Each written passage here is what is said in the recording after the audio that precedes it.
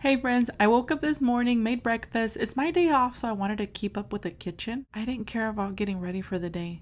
Today I looked fodonga, which to me it means not getting ready for the day, being in PJs, but according to Google, the Mexican slang translation is filthy, dirty, grimy, lazy, which makes no sense to me. I'm definitely not being lazy. I'm cleaning. I'm getting things done. I don't think I put deodorant on. I'm just not looking my best. This is the real life of a housemaker, at least in my case on this day. For all the hardworking mamas out there that work, do you all enjoy your days off?